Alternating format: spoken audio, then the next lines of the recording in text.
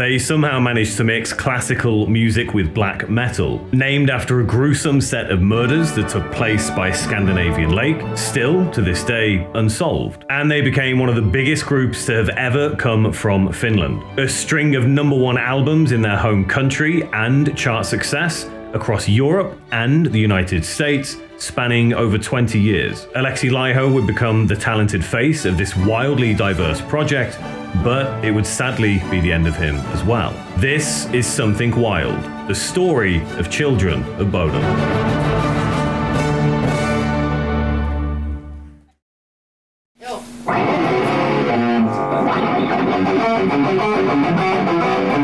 Markku Uula Aleksi Laiho, or more commonly known as Alexi Laiho, was born in 1979 in Finland. He seemingly came from an incredibly musical family, which no doubt put him on the path to becoming an accomplished musician. Every member of my family played a musical instrument. My dad played the piano and organ, my mum played flute and sang in a choir, and my sister played the piano as well. My parents are still singing in choirs all over Finland. It would actually be his sister that introduced him to heavy metal when he was just 7 years old. Alexi started playing the violin when he was 7, but he already had hard rock on his mind, so it wasn't very appealing to him to continue with the violin. At the age of 12 in 1991, he even applied to study at a pop and jazz institute in Finland, and would eventually study here for 5 years. My older sister, she introduced me to hard rock 80s stuff, so I grew up with bands like Motley Crue, Wasp, Twisted Sister, and then later on, Guns N' Roses, Skid Row. She would play the cassette for me, and I was like, holy fuck, this is awesome. The more she grew up, she got more into extreme stuff, and then all of a sudden, there's Metallica, there's Sepultura, there's Slayer. Then I'm like, holy fuck. Then she bumps it up to death metal, and then it's black metal. At 7 years of age, Alexi would have been experiencing 1986, arguably one of the greatest years and eras for heavy metal. We had the new wave of British heavy metal with Judas Priest, thrash with Slayer, glam metal with Motley Crue, and then all-out hard rock with groups such as Scorpion.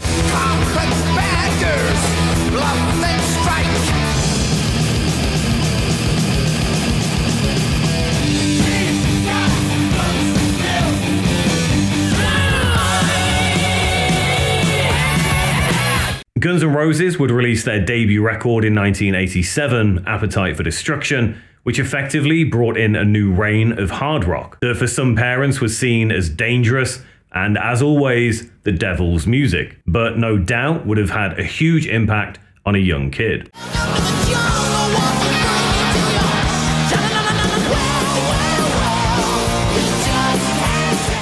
But of course, as with any child from this era that found their way into the arms of metal, Alexi would have many different influences. I did attend as many metal festivals as I could. I remember seeing Suicidal Tendencies when I was about 13, and it was awesome, changed my life. My dad was also blasting Dire Straits albums as a kid, and that's how I got into guitar.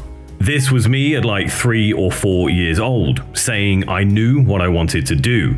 I do not remember that clearly, but it's what my dad tells me today.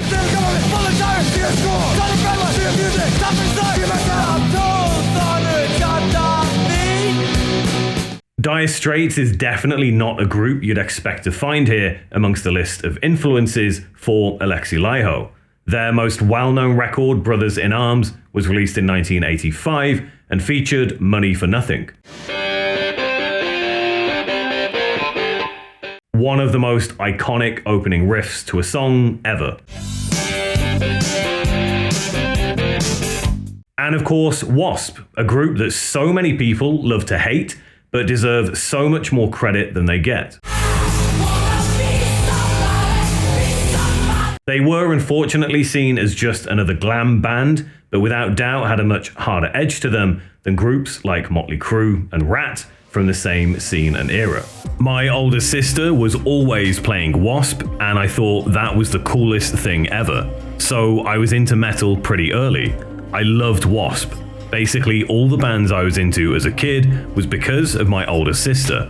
Slayer, Anthrax, Metallica, all of the black metal, is all because of her. She had great taste, which really helped shape what I listened to. I totally trusted her. Their debut self-titled studio album, released in 1984, featured I Wanna Be Somebody and the controversial song Animal, but that was removed from the record before its official release. Nevertheless, it still became a classic.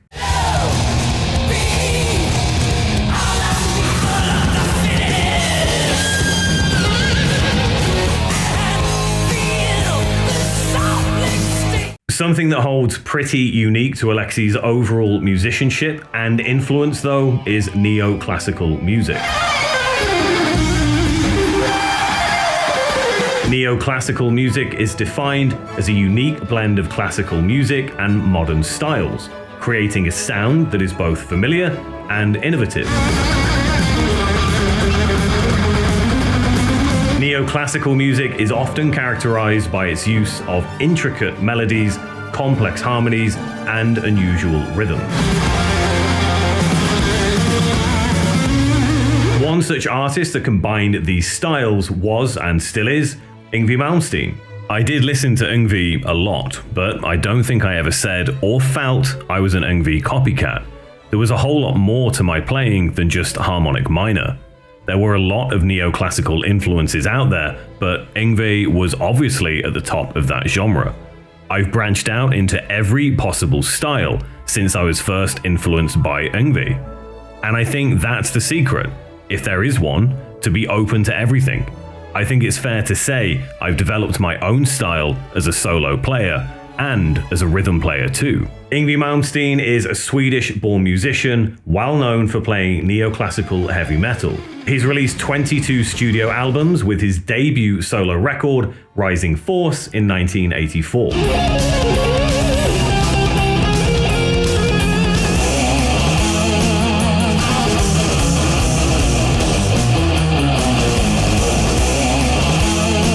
Artist that I haven't seen Alexi specifically speak of, but should be noted as an incredibly important contributor to this style of music, is Jason Becker.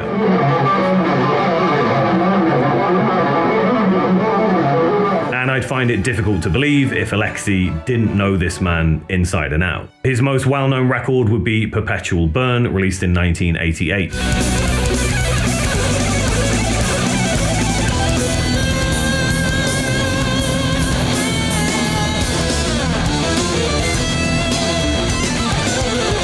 Also worked with Marty Friedman, formerly of Megadeth, on the 1988 release Dragon's Kiss.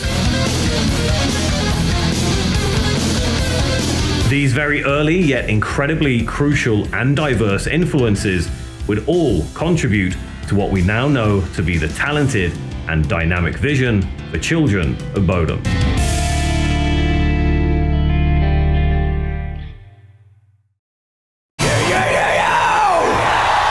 What do you get if you cross black metal with jazz funk? Well, Red Hot Mayhem Peppers might spring to mind, but no, you get this.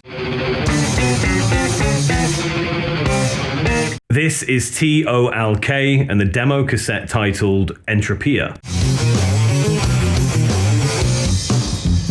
This was a group formed by Alexi while studying at the Pop and Jazz Institute in Finland. The tape was printed in 1996 and contains just 2 songs. Whilst the cassette is officially labelled as art rock, experimental and funk metal, you can clearly hear elements of Bodom here. Children of Bodom had already been put into motion a few years earlier with the band Inearthed. Inearthed formed in 1993 and released 3 cassette tapes: Implosion of Heaven in 1994, Ubiquitous Absence of Remission in 1995, and Shining in 1996.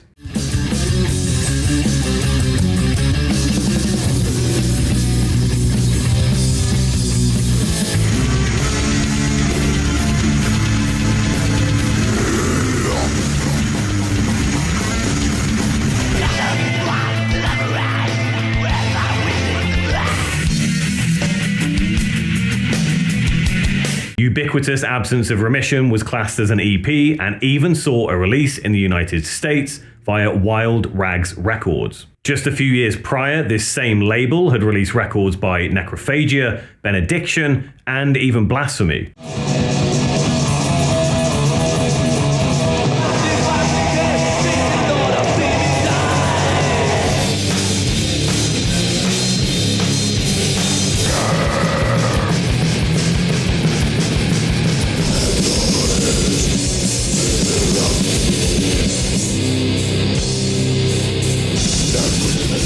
And within almost no time at all, Inearthed had become Children of Bodom, and they were set to release their first studio album. What is a Bodom though? Well, it's a lake in Finland, but also the location of a rather gruesome event. On June the 5th, 1960, 4 Finnish teenagers were out camping and were all violently attacked, with 3 of them losing their lives. Despite several suspects and even a murder trial taking place in 2004, 44 years after the fact, still to this day, nobody has ever been convicted of any crime. When it comes to lyrics, and I think when it comes to the music itself, I tried to describe my own emotions at times. Feelings like sometimes hatred and depression, stuff like that. There are many inspirations for me as far as the lyrics and the musics are concerned as well. Sometimes I like to do this fantasy kind of thing, which is obviously like Lake Bodom and the Children of Bodom. I think it would be pretty boring if I would just scream my head off. Something Wild, the debut studio album by Children of Bodom, would be released in 1997 and classed as melodic death metal and heavy metal.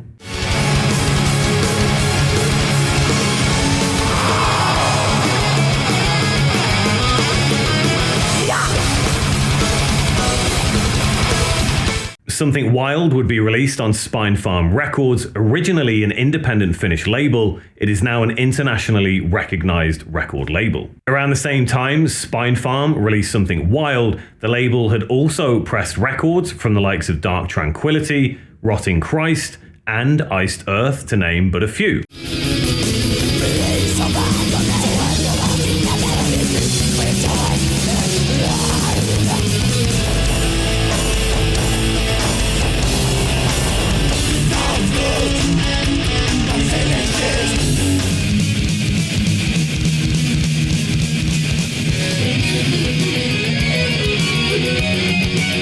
Just to give you an idea of what was happening musically during this period, at least on a more underground kind of level. We signed with Spine Farm and have a license deal with Nuclear Blast. Even before we released this album, we played a gig supporting Dimmu Borgir in Finland.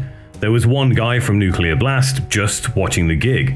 He saw our gig first and said to our label manager that Nuclear Blast wanted to sign us on a licensing deal or something like that. It's working pretty well. I think it's pretty good for us to be at this point. Spine Farm is a small label, but it's big enough to do the promotion in Finland and Scandinavia. It's kind of like they are a small label and we are kind of a big band for them. They treat us pretty well and take care of us. Commercially, this was the same era where we saw the transition from grunge to nu metal, both genres of music that could not have been further away from technical inability, even if they tried. So for a record like Something Wild to have been released amongst the melting pot of one-trick grunge ponies and backwards capped wearing pseudo frat boys, it was actually something pretty special. By 1998, Children of Bodom had landed a slot at the Wacken Open Air Festival in Germany, one of the largest and most well-respected metal festivals in the world.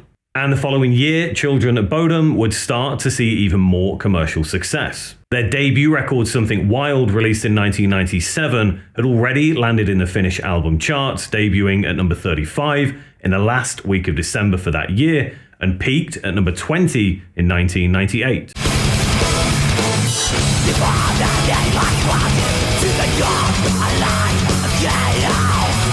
Two singles, Children of Bodom and Downfall, taken from their second studio album, Hatebreeder, would enter the Finnish singles charts.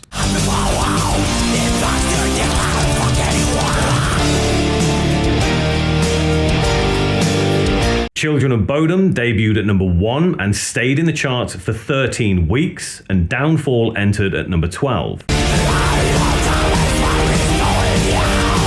Yet despite this incredible success so early in the band's journey, Alexi was already having serious doubts about how well the music would be received by people.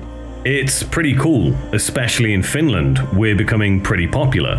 When we did the album, and after we finished, I was convinced that no one was going to buy this shitty album, and no one was going to like it, because I thought it was too black metal for heavy metal fans, and maybe too heavy metal for black metal fans. So we didn't expect something like this to happen. So in Finland, it is selling pretty well. We released a single a couple of months ago, and it went to #1 in the singles charts for 2 months. Hatebreeder is the name of the album in question that Alexi is referring to, the second studio record from Children of Bodom, released in 1999, which also landed in the Finnish album charts at number 12.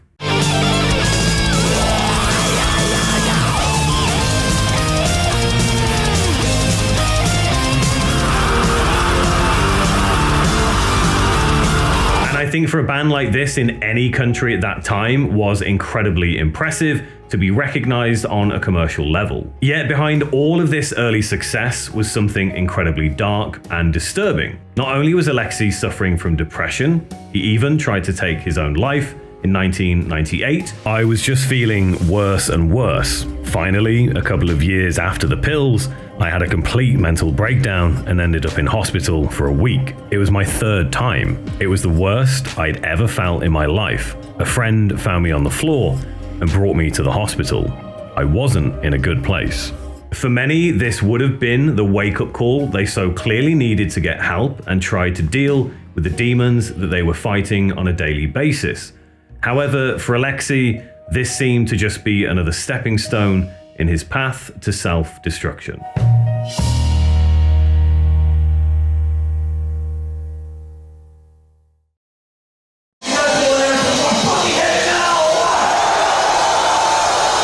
Like most musicians during their early career, Alexi was actually still working a pretty normal job, whilst also writing Children of Bodom records and trying to find the time to tour. In the same year their second record, Hatebreeder, hit the shelves, they were touring pretty extensively around Scandinavia and parts of Europe that included Germany, Spain, and even France. One notable tour from 1999 would be supporting In Flames. Arch Enemy and Dark Tranquillity were also on the same bill. In Flames at the time were promoting their 4th studio album, Colony. Arch Enemy had their 3rd studio record, Burning Bridges, and Dark Tranquillity were promoting their 4th LP, Projector.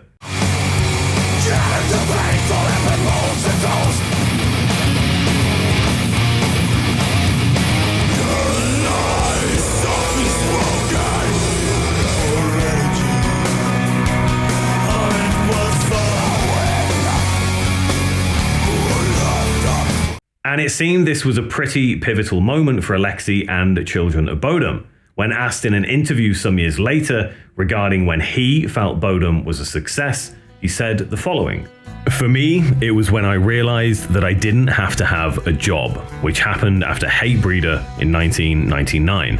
The best job that I had before that was in construction. It was a lot of hard work, but good money. The worst job I ever had was in telemarketing, which is the worst goddamn job in the whole fucking world. I had to go in there at 10 a.m. on a Saturday and wake people up with a phone call saying, 'Do you want to buy a dictionary?' I felt so bad for these people. It's a horrible job and I do not recommend it to anybody." Now, what I find really interesting about the first 2 albums by Children of Bodom is where they were being released. These albums were being pushed far and wide. Something Wild was seeing official releases reach countries such as Russia, Poland, Romania, and even Thailand. Hatebreeder was being pushed in all of the same countries, and both records also reached Israel, South Korea, and Japan. And these weren't reissues years later after they became popular records. This was the initial release, which for a melodic death metal band with neoclassical elements from Finland is kind of wild. Japan is actually a pretty common country to see on this list for heavy metal releases, and always has been, even underground records. But it's still something important to note in terms of just how far and fast Children of Bodom was spreading. And what's even crazier is that in 1999, they would tour Japan and even play a show in South Korea a couple of years later in 2001, just 4 days before Alexi Laiho's 22nd birthday. This is an insane accomplishment for a 21-year-old and, of course, the other members of Bodom. Of course, I thought all the time that it would be cool to play there, but I could have never thought that we were actually going to play there. That was, of course, like a dream come true to play in Japan. It was great.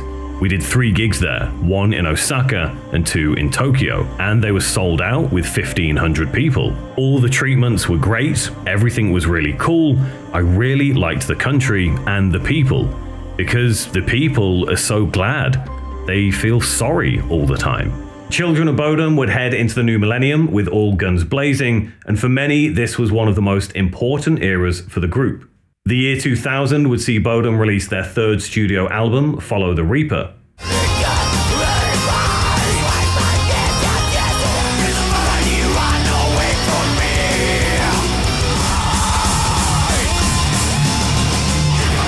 Their debut, Something Wild, had peaked at number 19 in the Finnish album charts. Hatebreeder peaked at number 6, and Follow the Reaper was in touching distance for the number 1 spot, holding a respectable slot at number 3. And just to provide an example of what Bodom were up against in the Finnish album charts for the release of Follow the Reaper, U2 had the number 1 spot for that week, and Limp Bizkit was sitting pretty at number 5 with Chocolate Starfish and the hot dog flavored water. Not only was Follow the Reaper a commercial success, it would also be certified gold some years later in 2005, signaling just over 29,000 copies of the album being sold in Finland alone. However, this wasn't the first gold record Children of Bodom would receive.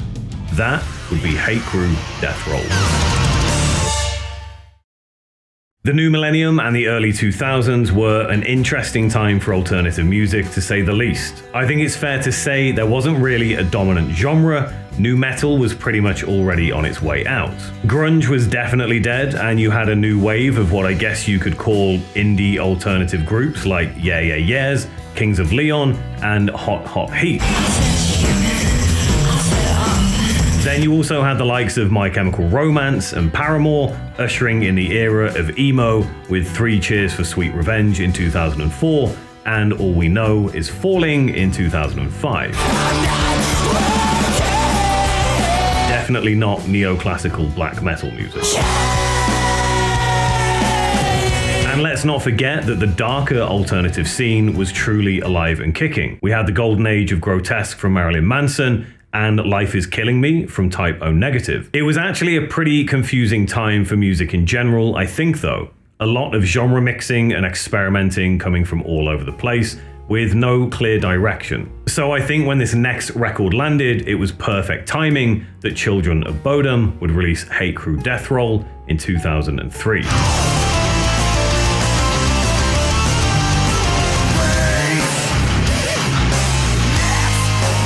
Hate Crew Deathroll is hands down my personal favorite when it comes to Children of Bodom. Needled 24/7, 6-pounder, Angels Don't Kill, and Triple Corpse Hammerblow, to name but a few, are absolute beasts. Not just from this record, but from the entire Bodom discography. In my opinion, I'm sure many will disagree.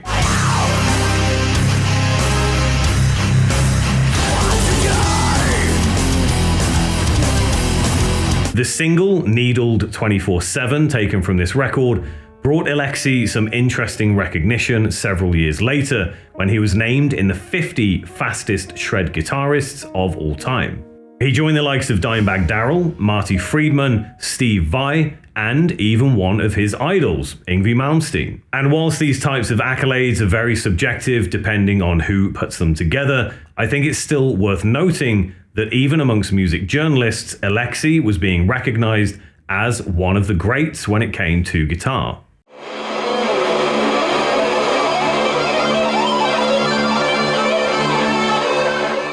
And I think this brings us to an interesting point of topic. The vast majority of guitarists on this list generally play in one style, or at least from a commercial point of view when it comes to the music they release anyway. Whereas Alexi didn't really care what style of genre he was playing, writing, or recording. I hate these categorizations in general, whether it's death metal, black metal, or whatever. I don't give a shit. It's just a stupid label and I don't give a damn. There's always that group of people who think the last one was better with every new album. They're the ones who think, yeah, Hate Crew Deathroll is shit and Children of Bodom are motherfuckers, and Follow the Reaper is 1,000 times better than the new shit anyway. And then with the next album they say Are You Dead Yet is complete garbage and Hate Crew Deathroll was much better. That's just the way it is. If someone doesn't like it, I'm happy if they openly and honestly express their opinion. I don't have to shove my music up everyone's ass. The fact is, we sold twice as much of the new stuff as Follow the Reaper and the like, so we must have done something right. I think Hate Crew Deathroll was not only an important record for Children of Bodom, but one that Alexi was personally very proud of. It was also the first Bodom record to be certified gold in Finland in 2003 after selling over 24,000 copies. That was the album where we'd finally found our own path and our own style, because up until then, we were kind of like going here and there, sort of looking for what we're all about. And I think on Hate Crew, we had finally captured it. That's definitely one of not only the most important albums for Children of Bodom, but definitely one of the best. For a lot of people, it's their favorite record of Children of Bodom, and I don't blame them. I don't mean to toot my own horn, but it's pretty badass. When I look back and listen to it, I'm like, man, we nailed it. Hate Crew even debuted at #1 on the Finnish album charts in 2003. So with all of this success, why did Alexi continue to follow a self-destructive path? One that would ultimately lead to his death many years later, despite being given warning signs. Whilst I generally try to avoid delving too much into the personal lives of the groups and artists that I cover, I feel this one is important as it deals with depression and addiction, something that millions of people around the world suffer from on a daily basis, both of which take the lives of far too many people.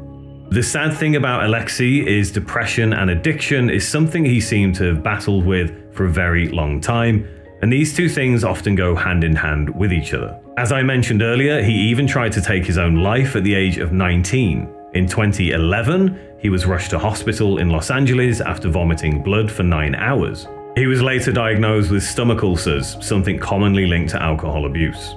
He wasn't in any kind of health. I think he had the stomach problems because of that battery acid called whiskey. When it gets through your belly, that's heavy, especially if you don't eat.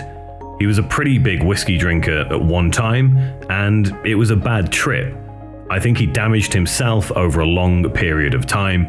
It wasn't an overnight kind of thing. A former member of Bodom briefly opened up about what was going on with Alexi in his final years, and I don't know if Alexi was trying to be rock and roll, or he just didn't realize the damage he was doing to himself.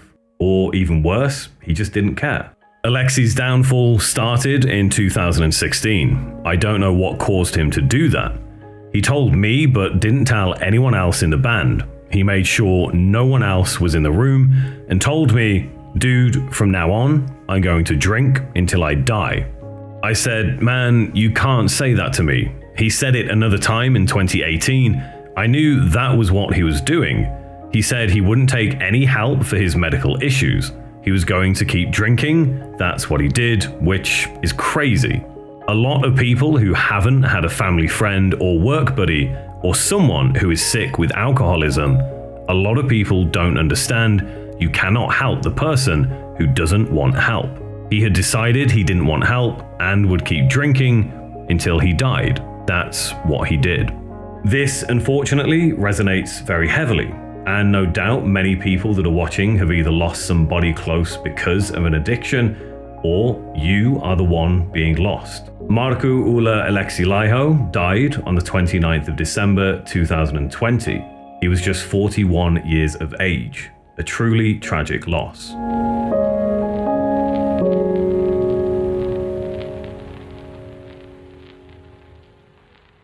The sheer volume of music that Alexi recorded is kind of mind-blowing considering how short his music career was in the grand scheme of things.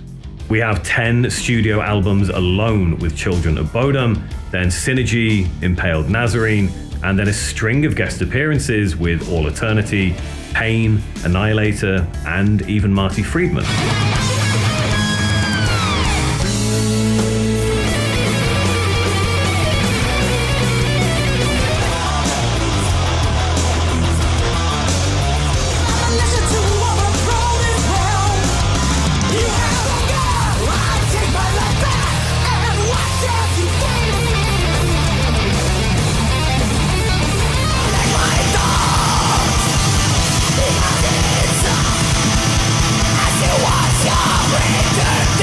Then we have covers of songs such as Oops, I Did It Again, originally by Britney Spears.